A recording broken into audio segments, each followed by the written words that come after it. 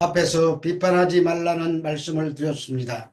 그 핵심은 우리가 비판하는 그 비판을 장차 주님의 심판대 앞에서 우리가 받게 될 것이기 때문입니다. 사실 우리는 판단할 능력도 없고 비판할 자격도 없습니다. 그것은 완전하게 타락한 존재들이기 때문입니다. 뿐만 아니라 비판받아 멸망으로 떨어질 우리들이었는데 하나님이 완전한 은혜로 값없이 구원받는 자들이기 때문입니다. 이 말씀에 이어서 7장 6절에 거룩한 것을 개에게 주지 말며 너의 진주를 돼지 앞에 던지지 말라. 그들이 그것을 발로 밟고 돌이켜 너희를 찢어 상하게 할까 염려하라는 말씀이 툭 튀어나옵니다.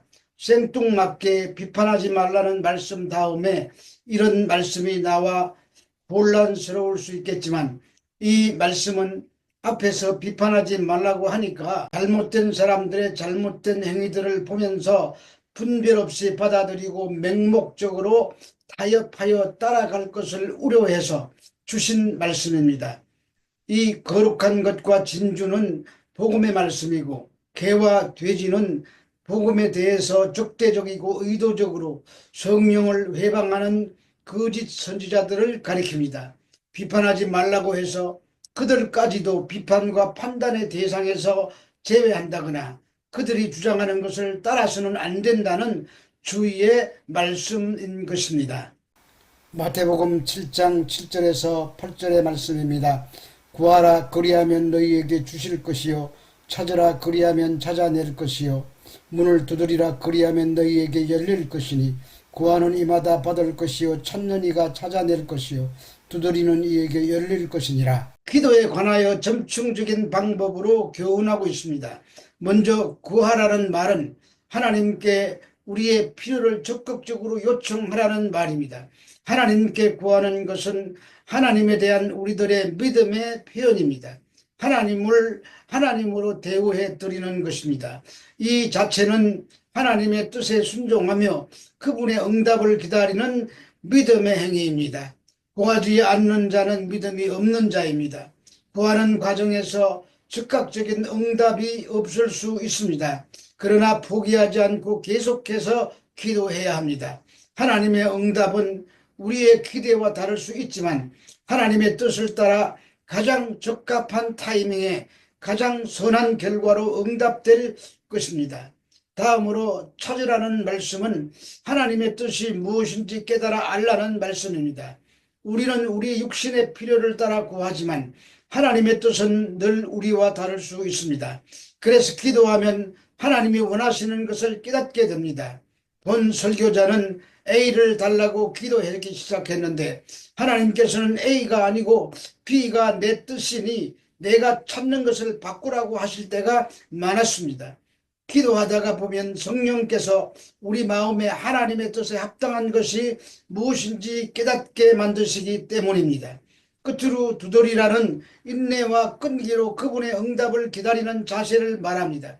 하나님께서는 그 사랑하는 자녀들의 기도를 결코 외면하지 않으십니다. 반드시 응답하십니다. 그러나 우리가 구했던 것과는 다를 수 있습니다. 어떤 응답이 주어지든 기도하는 자는 포기하지 않고 기도해야 합니다. 때로는 응답이 지체될 수 있지만 그 응답의 기다림 속에서 하나님과의 관계를 깊게 만들고 인내를 배우게 하십니다. 두드리라는 말씀 속에는 하나님이 우리의 기도와 요청을 반드시 들으시고 또 가장 좋은 것으로 응답하실 것이라는 확신을 가지라는 뜻입니다. 그러므로 응답이 지연될 때도 포기하지 않고 계속해서 기도하며 하나님의 뜻을 기다리는 자세가 중요합니다. 결론적으로 이 삼종적인 요구는 모든 신앙생활에서 중요한 자세와 태도를 나타내는 성경의 가르침입니다.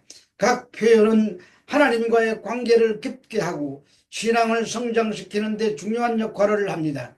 하나님은 구하고 찾고 두드린다고 다 주시지 않습니다. 자녀들에게 꼭 필요한 것만 골라서 주시는 분이십니다. 사람은 첫째로 좋은 것이 곧 돈과 연결되어 있습니다. 잘 먹고 잘 사는 것과 연결됩니다. 그런 것들이 우리에게 해가 될지 덕이 될지 생각하지 않습니다. 그러나 아버지 하나님은 아버지의 입장에서 가장 좋은 것만 주시는 분이십니다. 에베소서 2장 1절에서 3절의 말씀입니다.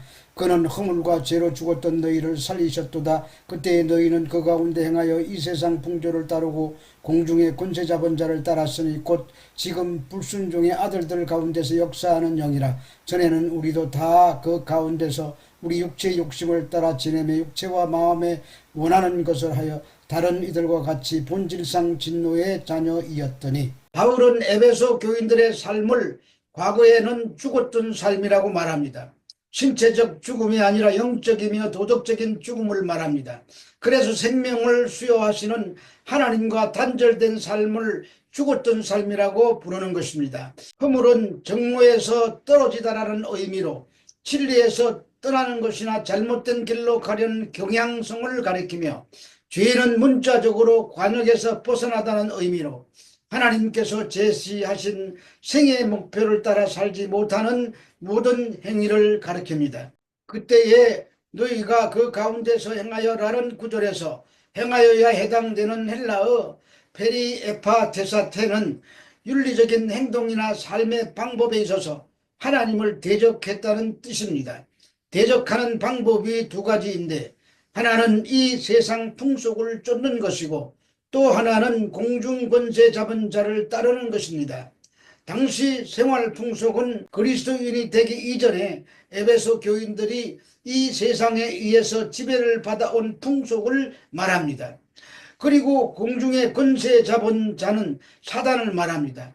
전에는 우리도 다 그 가운데서 우리 육체의 욕심을 따라 지내며 육체의 마음에 원하는 것을 하면서 살았습니다.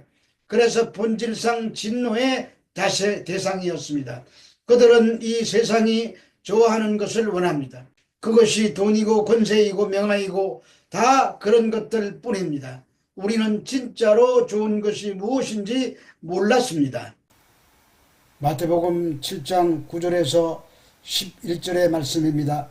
너희 중에 누가 아들이 떡을 달라 하는데 돌을 주며 생선을 달라 하는데 뱀을 줄 사람이 있겠느냐. 너희가 악한 자라도 좋은 것으로 자식에게 줄 알거든. 하물며 하늘에 계신 너희 아버지께서 구하는 자에게 좋은 것으로 주시지 않겠느냐. 본문과 같은 말씀이 누가복음에도 있습니다. 여기서 좋은 것이란 성령이라고 말씀하고 있습니다. 돈으로 모든 것을 해결할 수 있는 곳은 세상일지 몰라도 하늘의 일은 돈으로 되는 것이 아닙니다. 그리고 그 어떤 사람이 성령을 구하기는 하는데 성령을 구해서 능력을 받고 그 능력으로 자기를 과시하거나 잘 사는 도구로 사용하고자 한다면 그것도 자기의 유익을 위한 것이므로 돈을 구하는 것과 같은 것입니다. 하나님은 좋은 것을 주시는데 진짜 썩지 않은 것으로 좋은 것을 주십니다. 세상에서 추구하는 것은 전부 썩는 것들입니다. 그러나 성령은 영원한 것입니다. 그래서 갈라디아서 6장 6절에서 8절에 가르침을 받는 자는 말씀을 가르치는 자와 좋은 것을 함께하라. 스스로 속이지 말라. 하나님은 없인 여김을 받지 아니하시나니 사람이 무엇으로 심든지 그대로 거두리라. 자기의 육체를 위하여 심는 자는 육체로부터 썩을 것을 거두고 생명을 위하여 심는 자는 성령으로부터 영생을 거두리라고 하신 것입니다. 그런데 허물과 죄로 죽은 우리는 스스로 성령을 구할 수 없습니다. 하나님께서 주셔야 받을 수 있습니다. 예수님의 제자들은 예수님이 십자가에 달려 돌아가신다는 말을 듣고 근심하기 시작했습니다. 그때 요한복음 14장 1절에서 3절의 말씀을 주십니다. 너희는 마음에 근심하지 말라. 하나님을 믿으니 또 나를 믿어라. 내 아버지 집에 거할 곳이 많도다. 그렇지 않으면 너희에게 일렀으리라. 내가 너희를 위하여 거처를 예비하러 가노니 가서 너희를 위하여 거처를 예비하면 내가 다시 와서 너희로 내게로 영접하여 나 있는 곳에 너희도 있게 하리라고 하셨습니다. 예수님이 떠나시는 것은 우리를 위한 거처를 마련하기 위해서라고 하십니다.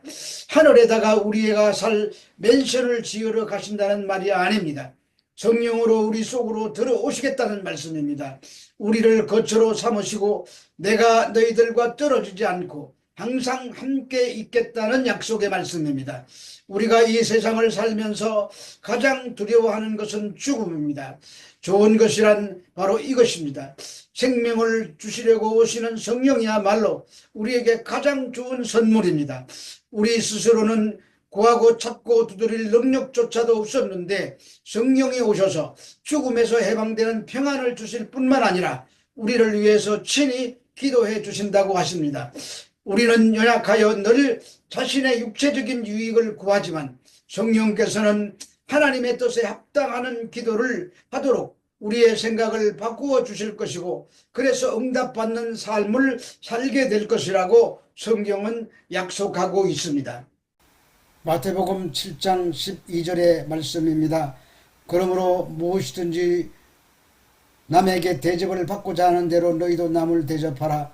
이것이 율법이요 선지자니라. 기도에 관한 말씀 다음에 갑자기 이해되지 않는 내용의 말씀이 툭 튀어나옵니다. 남에게 대접을 받고자 하는 대로 너희도 대접하라. 이것이 율법이요 선지자니라고 하십니다. 율법과 선지자는 구약의 성경을 말합니다. 그리고 무엇이든지 남에게 대접을 받고자 하는 대로 남을 대접하라고 하십니다. 이 말씀이 앞에서 말한 기도와 상관없는 말씀처럼 들리지만 기도와 어떤 관계가 있는지 발견하지 못했을 뿐이지 분명히 연결되는 말씀입니다. 그것은 12절에 그러므로라는 연결 접속사로 시작하고 있기 때문입니다. 그런데 우리 성경이 번역하는 과정에서 너무 의역을 했기 때문에 기도와는 아주 다른 말씀처럼 보이지만 기도의 연장선상에서 우리들에게 주시는 교훈의 말씀이라는 것을 놓치지 말아야 합니다. 이 말씀의 원문을 글자대로 번역하면 사람들이 너에게 좋은 대접해 주기를 바라는 것처럼 너희도 이웃에게 좋은 대접을 해 주라는 뜻입니다. 그 말씀은 내가 율법과 선지자의 요구를 완성해서 너희를 대접했으므로 너희도 이웃을 그렇게 대접하라는 뜻입니다. 하나님이 우리에게 어떤 대접을 해주셨습니까? 사랑하는 아들 예수를 십자가에 내어주시고 우리의 죄를 다 짊어지시고 죽으시고 부활하심으로 우리를 구원해 주시고 영원한 생명으로 우리를 대접해 주셨습니다. 그것이 율법이고 선지자의 요구를 다 들어주신 것입니다. 예수님께서 우리의 의를 위해서 율법 하나하나를 다 지켜서 우리를 의롭게 만들어내신 것이 아니라 십자가로 율법과 선지자의 요구를 다 해결해 내신 것입니다. 그러므로 이제 우리는 율법에 얽매여 살지 않아도 됩니다. 하나님의 은혜를 받아 하나님의 자녀가 되었고 하나님의 자녀이므로 그 필요를 당연히 하나님 아버지이신 하나님께 구하고 두드리고 찾는 방법으로 응답을 받게 되었습니다. 그러므로 우리 이웃에게도 십자가의 복음을 전하여 하나님의 자녀가 되고 하나님의 자녀로서 기도하여 응답받는 삶을 살도록 대접해 주라는 말씀이 되는 것입니다. 그래서 이 마태복음 7장 12절 말씀을 흔히 황금률이라고 하는데 하나님께서 우리에게 선하심을 베푸신 것처럼 하나님께 받은 사랑과 은혜를 다른 사람에게 똑같이 베풀라는 것이 황금률의 핵심이며 신앙의 실천이 되는 것입니다. 기도는 하나님과 연결되는 생명줄입니다. 바른 기도를 통하여 응답받는 삶을 사시는 여러분들이 되시기를 우리 주 예수 그리스도 이름으로 축원합니다.